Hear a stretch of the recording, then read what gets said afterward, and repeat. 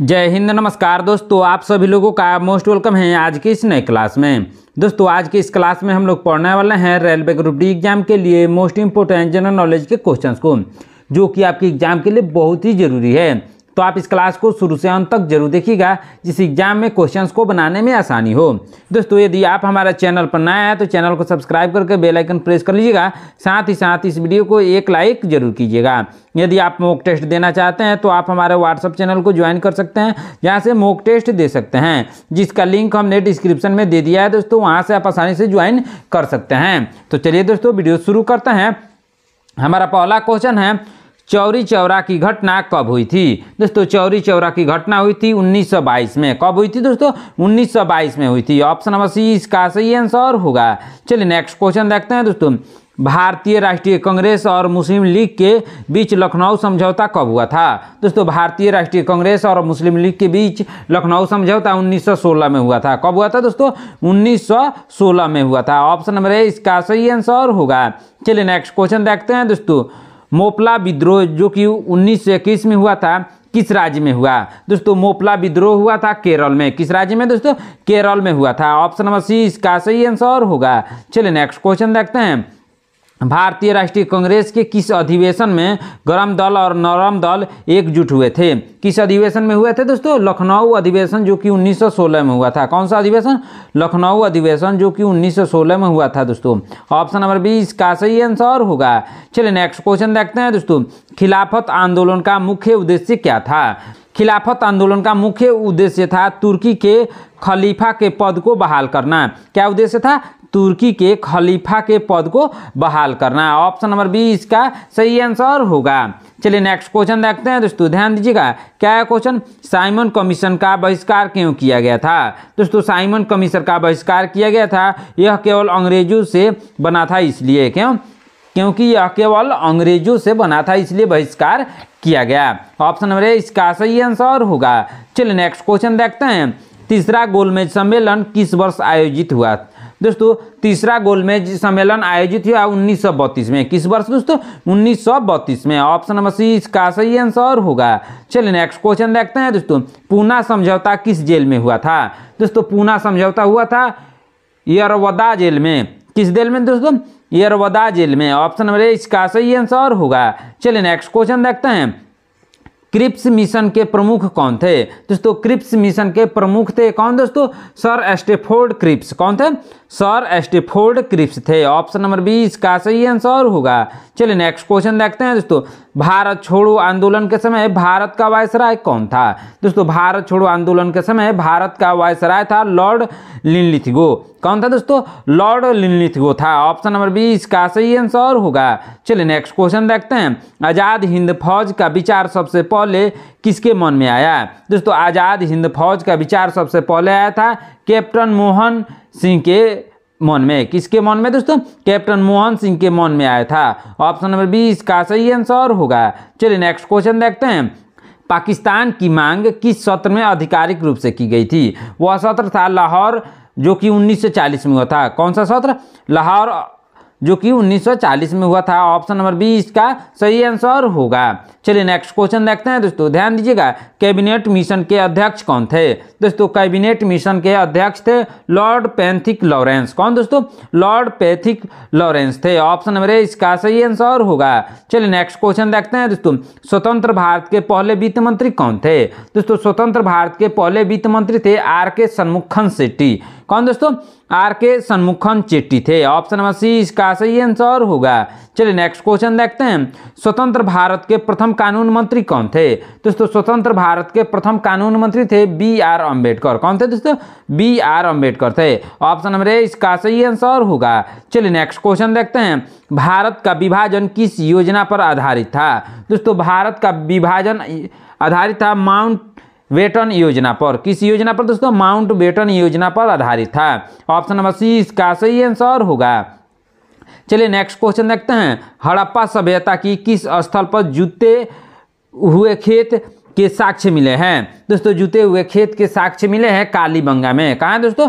कालीबंगा में मिला है। ऑप्शन नंबर डी इसका सही आंसर होगा। चलिए नेक्स्ट क्वेश्चन देखते हैं। ऋग्वेद में कितने मंडल हैं? दोस्तों ऋग्वेद में 10 मंडल हैं। कितने मंडल हैं दोस्तों? 10 मंडल हैं। ऑप्शन नंबर बी इसका सही आंसर होगा। चलिए नेक्स्ट क्वेश्चन देखते हैं। गायत्री मंत्र किस वेद में है? दोस्तों गायत्री मंत्र है किस वेद में? ऋग्वेद में है। किसमें? ऋग्वेद में। ऑप्शन नंबर ए इसका सही आंसर होगा। चलिए नेक्स्ट क्वेश्चन देखते हैं। पुराणों की संख्या कितनी है? दोस्तों पुराणों की संख्या है 18। कितने पुराण है दोस्तों? 18 पुराण है। ऑप्शन नंबर सी इसका सही आंसर होगा। चलिए नेक्स्ट क्वेश्चन देखते हैं। महावीर की माता का नाम क्या था? दोस्तों महावीर की माता का नाम था त्रिशला। क्या नाम था दोस्तों? त्रिशला नाम था। ऑप्शन नंबर ए इसका सही आंसर होगा। चलिए नेक्स्ट क्वेश्चन देखते हैं। महात्मा बुद्ध का बचपन का नाम क्या था? दोस्तों महात्मा बुद्ध के बचपन का नाम था सिद्धार्थ। क्या नाम था दोस्तों? सिद्धार्थ नाम था। ऑप्शन नंबर ए इसका सही आंसर होगा। चलिए नेक्स्ट क्वेश्चन देखते हैं दोस्तों। त्रिपिटक किस भाषा में लिखे गए हैं? दोस्तों त्रिपिटक को लिखा गया है पाली भाषा में। किस भाषा में दोस्तों? पाली भाषा में। ऑप्शन नंबर बी इसका सही आंसर होगा। चलिए नेक्स्ट क्वेश्चन देखते हैं। अशोक के अभिलेखों को पढ़ने वाला पहला व्यक्ति कौन था? दोस्तों अशोक के अभिलेख को पढ़ने वाला पहला व्यक्ति था जेम्स प्रिंसेप था। कौन था? James Prinsep. Option number B इसका सही आंसर होगा। चलिए नेक्स्ट क्वेश्चन देखते हैं। चंद्रगुप्त मौर्य ने किसको हराया था? दोस्तों चंद्रगुप्त मौर्य ने हराया था घनानंद को। किसको दोस्तों? घनानंद को हराया था। ऑप्शन नंबर डी इसका सही आंसर होगा। चलिए नेक्स्ट क्वेश्चन देखते हैं। कौटिल्य के अर्थशास्त्र का विषय क्या है? दोस्तों कौटिल्य के अर्थशास्त्र का विषय है क्या दोस्तों? राज्य शिल्प, राजनीति और प्रशासन। क्या क्या विषय है? राज्य शिल्प, राजनीति और प्रशासन विषय है। ऑप्शन नंबर बी इसका सही आंसर होगा। चलिए नेक्स्ट क्वेश्चन देखते हैं दोस्तों। ध्यान दीजिएगा, बहुत ही इंपॉर्टेंट क्वेश्चन है। गंगाधर कला शैली किसके शासनकाल में विकसित हुई? दोस्तों गंगाधर कला शैली विकसित हुई कुषाण के शासनकाल में। ऑप्शन नंबर सी इसका सही आंसर होगा। चलिए नेक्स्ट क्वेश्चन देखते हैं दोस्तों। ध्यान दीजिएगा, बहुत ही इंपॉर्टेंट क्वेश्चन है। क्या है क्वेश्चन? नालंदा विश्वविद्यालय की स्थापना किसने की? दोस्तों नालंदा विश्वविद्यालय की स्थापना कुमार गुप्त ने। किसने दोस्तों? कुमार गुप्त प्रथम ने की थी। किसने? कुमार गुप्त प्रथम ने की थी। ऑप्शन नंबर ए इसका सही आंसर होगा। चलिए नेक्स्ट क्वेश्चन देखते हैं दोस्तों। पंचतंत्र कहानियों के रचयिता कौन है? दोस्तों पंचतंत्र कहानियों के रचयिता है विष्णु शर्मा। कौन है दोस्तों? विष्णु शर्मा है। ऑप्शन नंबर सी इसका सही आंसर होगा। चलिए नेक्स्ट क्वेश्चन देखते हैं। इलाहाबाद स्तंभ शिलालेख प्रयाग प्रस्तुति की रचना किसने की? दोस्तों हरिशरण ने की। किसने की? हरिशरण ने। ऑप्शन नंबर बी इसका सही आंसर होगा। चलिए नेक्स्ट क्वेश्चन देखते हैं। पुलकेशिन द्वितीय किस नदी के किनारे हर्षवर्धन से लड़ा था? किस नदी के किनारे हर्षवर्धन से लड़ा था दोस्तों? नर्मदा नदी के किनारे। किस नदी के किनारे? नर्मदा नदी के किनारे। ऑप्शन नंबर बी इसका सही आंसर होगा। चलिए नेक्स्ट क्वेश्चन देखते हैं दोस्तों। चोल साम्राज्य का प्रतीक क्या था? दोस्तों चोल साम्राज्य का प्रतीक था बाघ। क्या था दोस्तों? बाघ यानी टाइगर था। ऑप्शन नंबर ए इसका सही आंसर होगा। चलिए नेक्स्ट क्वेश्चन देखते हैं। विजयालय किस राजवंश का संस्थापक था? दोस्तों विजयालय संस्थापक था चोल राजवंश का। किसका? चोल राजवंश का। ऑप्शन नंबर बी इसका सही आंसर होगा। चलिए नेक्स्ट क्वेश्चन देखते हैं। 2.5 दिन का झोपड़ा किसने बनवाया था? दोस्तों 2.5 दिन का झोपड़ा बनवाया था कुतुबुद्दीन ऐबक ने। किसने? कुतुबुद्दीन ऐबक ने। ऑप्शन नंबर बी इसका सही आंसर होगा। चलिए नेक्स्ट क्वेश्चन देखते हैं।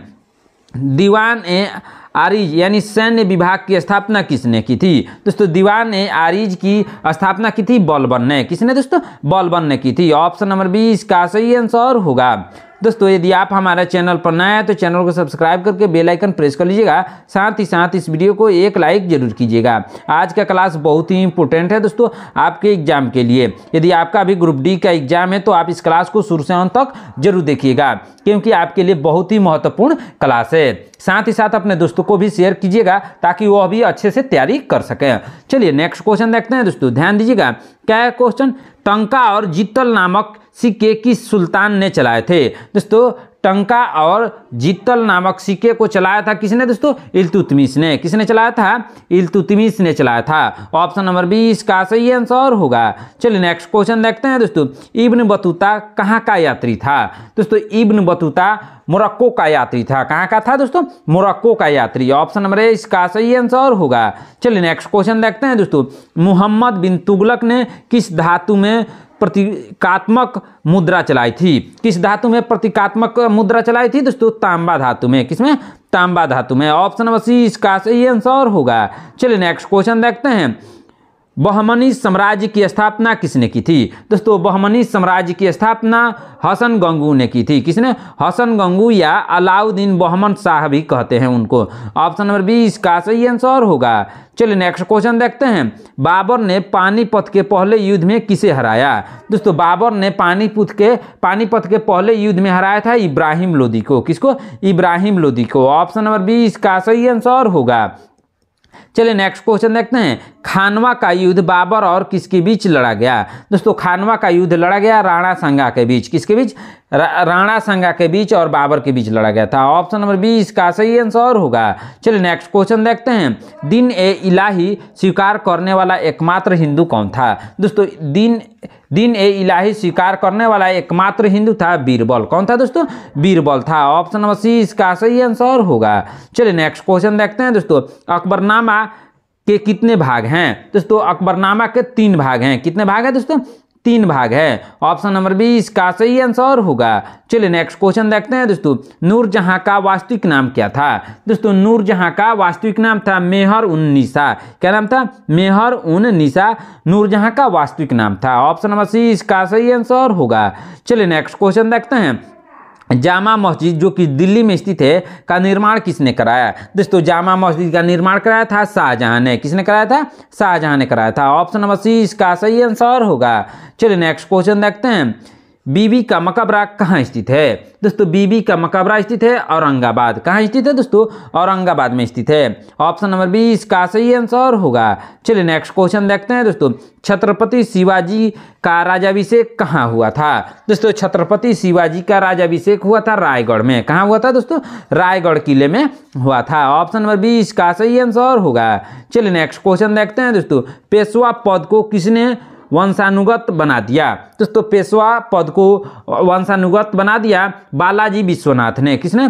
बालाजी विश्वनाथ ने बना दिया। ऑप्शन नंबर ए इसका सही आंसर होगा। दोस्तों यह क्वेश्चन बहुत ही इंपॉर्टेंट है, ध्यान से जरूर देखिएगा। चलिए नेक्स्ट क्वेश्चन देखते हैं। क्या है क्वेश्चन? तीसरा पानीपत का युद्ध कब लड़ा गया? दोस्तों तीसरा पानीपत का युद्ध लड़ा गया था 1761 में। कब लड़ा गया दोस्तों? 1761 में तीसरा पानीपत का युद्ध लड़ा गया था। ऑप्शन नंबर बी इसका सही आंसर होगा। चलिए नेक्स्ट क्वेश्चन देखते हैं दोस्तों।